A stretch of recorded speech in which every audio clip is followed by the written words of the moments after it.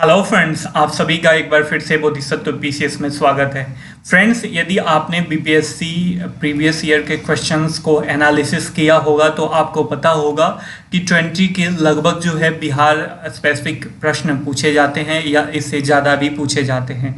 चाहे इसका historical aspect हो, ज्योग्राफी हो, कल्चर हो, या अर्थव्यवस्था हो या करंट अफेयर से रिलेटेड क्वेश्चन हो, बिहार से रिलेटेड, इससे पूछे जाते हैं ही, जरूर पूछे जाते हैं प्रश्न।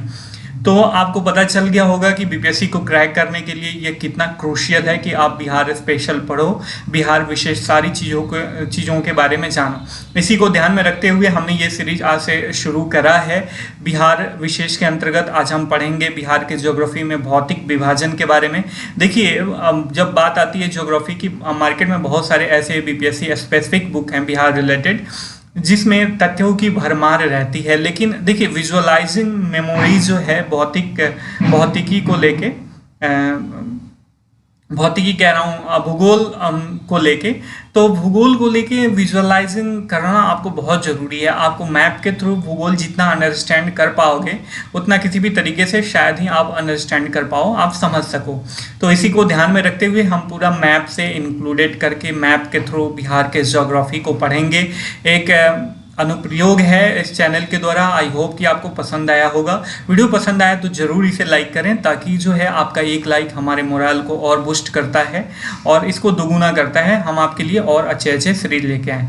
तो चलिए शुरू करते हैं। शुरू करने से पहले आपसे रिक्वेस्ट है, चैनल पे नए हैं तो चैनल को जरूर सब्सक्राइब करके बेल का आइकन दबा दीजिए, ताकि कोई भी लेटेस्ट नोटिफिकेशन आप तक आसानी से पहुँच सके। इसका PDF जो है, जो भी मैं लेक्चर प्रोवाइड करता हूँ अपने चैनल पे, उसका PDF मैं नीचे दिए गए टेलीग्राम ग्रुप पे हमेशा अवेलेबल करा देता हूं। तो आपको यदि इसका PDF नोट्स चाहिए तो वहां से टेलीग्राम ग्रुप को ज्वाइन करके प्राप्त कर पाओगे। चलिए शुरू करते हैं। बिहार का भौतिक विभाजन। देखिए, किसी भी सब्जेक्ट के पढ़ने के पीछे जो है एक मोटिव होता है, ठीक है, उसका ऑब्जेक्टिव होता है। तो ज्योग्राफी का ऑब्जेक्टिव क्या होता है, भूगोल का, मैं आपको एक बार पहले इसे समझा देता हूं बेसिक। देखिए, ज्योग्राफी किसी भी देश और राज्य के संस्कृति, उसका अर्थव्यवस्था, उसका पॉलिटिकल सिचुएशन समझने के लिए आपको भूगोल पढ़ना जरूरी है, ठीक है। और कभी भी हम कोई भी सब्जेक्ट पढ़ते हैं तो उसके हिस्टोरिकल एस्पेक्ट को भी देखते हैं, ऐतिहासिक वे में। उसे पहले हम उसके इतिहास को खंगालते हैं, उसके बाद वर्तमान की संरचना को देखते हैं, चाहे वो भूगोल हो या अन्य कोई सब्जेक्ट हो। तो इसी तरीके से भूगोल में जो बिहार का भूगोल आज हम पढ़ने वाले हैं, इसमें देखेंगे कि बिहार के जो भी अभी वर्तमान संरचना है उसके पीछे ऐतिहासिक तथ्य क्या है, ठीक है। ऐतिहासिक तथ्य कहने का मतलब कि बिहार जो है किस प्रकार से इसकी संरचना हुई है, कौन कौन से चट्टान इसके संरचना में संलिप्त हैं, इन सब के बारे में देखेंगे। तो देखिए, बिहार जो है, जो भी इसका क्षेत्रफल है, एरिया है, इसमें 4 प्रकार के चट्टान पाए जाते हैं। टर्शियरी सिस्टम के रॉक अर्थात तृतीय कल्प के चट्टान, क्वाटनरी रॉक अर्थात चतुर्थ कल्प के चट्टान, विंध्यन रॉक अर्थात विंध्य कल्प के चट्टान और धारवाड़ रॉक अर्थात धारवाड़ क्रम के चट्टान पाए जाते हैं। इसका आप लोकेशन भी देख लो। देखो, यदि ये हमारा मैप है, ये नॉर्थ, ये साउथ, ये ईस्ट और ये वेस्ट, ठीक है। तो आप यहाँ पे देखो, जो टर्शियरी सिस्टम है ये नॉर्थ और वेस्ट में सिचुएटेड है, उत्तरी बिहार के। तो आपको पता होना चाहिए कि बिहार के किस हिस्से में तृतीय कल्प के चट्टान पाए जाते हैं। यहाँ से क्वेश्चन इस प्रकार से अराइज हो सकता है। तो आपको पता होना चाहिए कि वह नॉर्थ और वेस्ट में जो है टर्शियरी सिस्टम अर्थात तृतीय कल्प के चट्टान पाए जाते हैं, ठीक है। वहीं यदि क्वाटनरी रॉक की बात करी जाए तो ये मिडिल में है, अर्थात इसका जो भी मैदानी इलाका है वो सारे क्वाटनरी रॉक सिस्टम से बना हुआ है, बिहार का जो भी मैदानी इलाका है। धारवाड़ क्रम की चट्टानों की बात करी जाए तो इसका जो सदर्न इलाका है, जो झारखंड से सटा हुआ है, ये सारे धारवाड़ क्रम के चट्टानों से निर्मित हैं। वहीं यदि बात करी जाए वेस्ट और साउथ की, अर्थात ये वाला और ये वाला से हिस्सा जो विंध्यन रॉक से निर्मित हुआ है। तो ये 4 प्रकार के रॉक के सिस्टम पाए जाते हैं बिहार में। तो आपको ये पता होना चाहिए कौन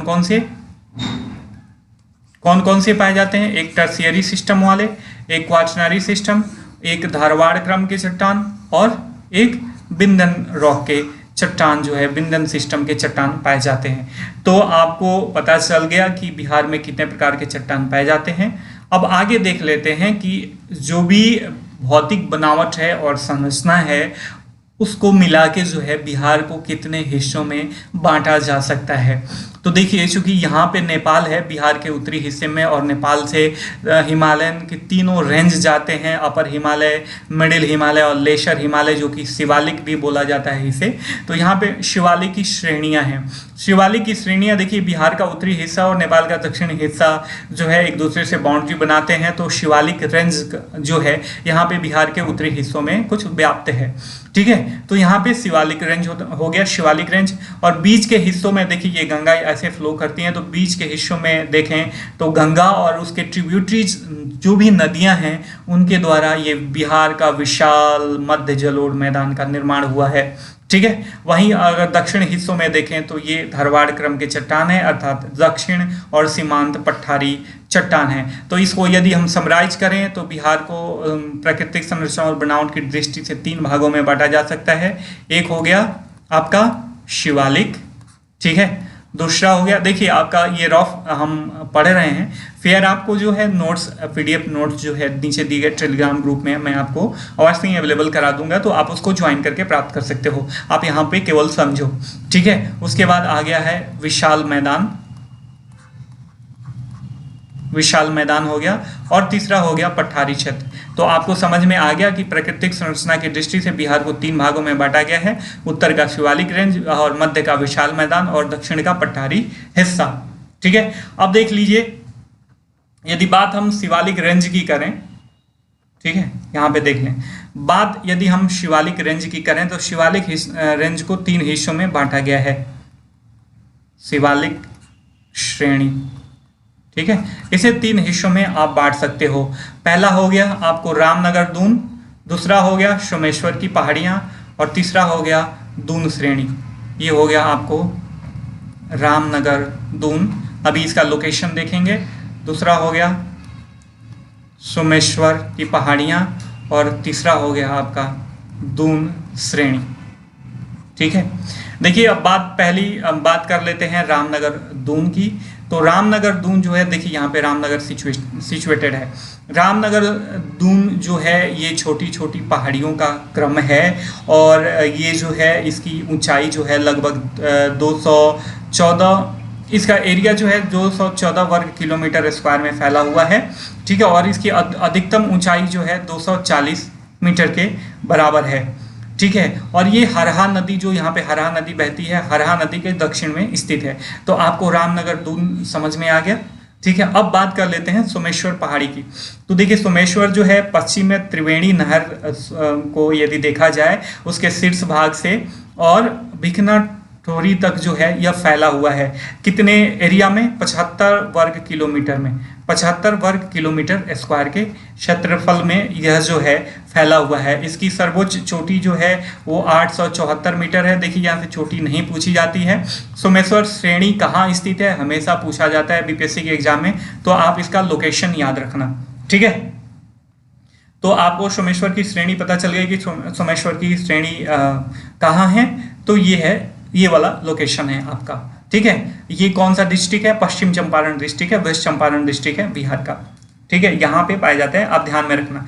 क्योंकि देखिए, यहाँ पे अनेक नदियाँ गुजरती हैं, और नदियाँ जो है पहाड़ियों को काट के दर्रों का निर्माण करती हैं, जिसमें से प्रमुख दर्रे हैं जो रास्ता सुगम बनाते हैं बिहार और नेपाल के बीच का। तो वो है सोमेश्वर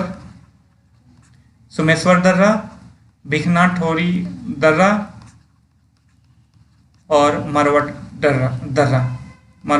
दर्रा। ये 3 दर्रे हैं जो यहाँ के उसमें जो सोमेश्वर रेंज है उसमें प्रमुख हैं। अब देख लीजिए दून घाटी। तो दून घाटी जो ये है ना, रामनगर दून और सोमेश्वर श्रेणी इसी के बीच स्थित है। यह जो है गंगा के जलोढ़ मैदान, ये जो गंगा का जलोढ़ मैदान है, इससे इसकी हाइट जो है ऊंची है। यह लगभग जो है 24 किलोमीटर लंबी है। यह घाटी जो है 24 किलोमीटर लंबी है। तो आप इसे ध्यान में रखना। इसको जो है हरहा नदी घाटी भी बोलते हैं, हरहा नदी घाटी भी बोलते हैं। तो तो ये हो गया आपका फिजियोलॉजी, जिसमें हमने शिवालिक की श्रेणी के तीनों पार्ट को देखा कि रामनगर दून कहाँ पे सिचुएटेड है, उसके बारे में हमने जाना। सोमेश्वर श्रेणी के बारे में जाना और दून श्रेणी के बारे में जाना। अब देख लेते हैं विशाल मैदान के बारे में। जो भी बिहार का विशाल मैदान है, मध्यवर्गीय मैदान है, उसके बारे में जान लेते हैं। देखिए, मैदान का निर्माण आपको पता होगा कि मैदान के निर्माण में गंगा और उसके जो भी ट्रिब्यूटरीज हैं, तो बिहार के जो भी विशाल मैदान है उसके निर्माण में काफ़ी इन्होंने सहयोग दिया है। यह बिहार के टोटल क्षेत्रफल का 95% हिस्से को ऑक्यूपाई करते हैं। ठीक है, तो बिहार का जो भी मैदानी हिस्सा है वह कितने परसेंट हिस्से में है? वह 95% हिस्सा में है। ठीक है, इसका यदि क्षेत्रफल देखें तो 650 वर्ग किलोमीटर एरिया में इसका फैलाव है। ठीक है, इसके निर्माण में आपको जैसे मैंने बताया, गंगा और उसकी सहायक नदियां घाघरा, गंडक, बूढ़ी गंडक, बागमती, कोशी, और दक्षिण में देखा जाए तो सोन, पुनपुन, कर्मनासा, ये सारी नदियां जो हैं ये इसका जो है इस विशाल मैदान के निर्माण में काफ़ी सहयोग करती हैं। ठीक है, मैं आपको बताना चाहूँगा कि गंगा के जो उत्तरी हिस्सा है, नॉर्थ हिस्सा है, इसको उत्तरी गंगा का मैदान नॉर्थ गंगेटिक प्लेन बोला जाता है, और इसके साउथ में इसको साउथ गंगेटिक प्लेन बोला जाता है।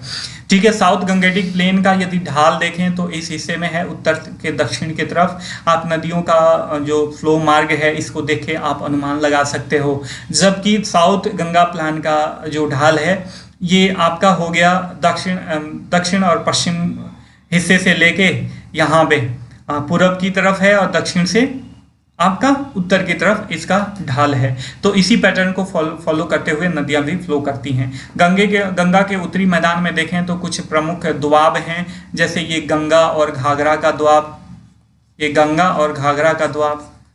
ठीक है, ये फिर से गंगा और गंडक का दोआब भी इसे बोल सकते हो, जो बिहार के इलाके में आता है।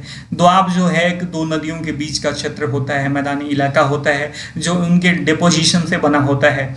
तो गंगा और गंडक का दोआब आपको समझ में आ गया। फिर गंडक और कोसी का दोआब, इसके बीच जो भी एरिया है ये गंगा और गंडक और कोसी के से मिलके जो भी डिपोजिशन हुआ है इनसे बना है।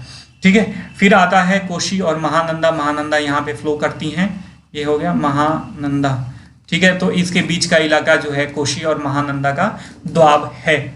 ठीक है, तो आपको समझ में आ गया। मैं आपको बताना चाहूँगा कि एक जो भी नदियाँ हैं उत्तरी गंगेटिक प्लेन में, इस जो भी बाढ़ आता है और इनका जो भी फ्लो पैटर्न है, इससे एक विशेष प्रकार की प्रकृति संरचना का आकृति का निर्माण होता है, जिसे दियारा प्रदेश बोलते हैं। क्या बोलते हैं? दियारा प्रदेश बोलते हैं। तो ऐसा पूछ सकता है कि बिहार के किस हिस्से में दियारा प्रदेश पाया जाता है? तो बिहार के उत्तरी हिस्से में जो है दियारा प्रदेश पाया जाता है। ठीक है, इसमें चौर और छाड़न इसकी क्या है? विशेष प्रकृति है, इसकी क्षेत्रीय विशेषता है।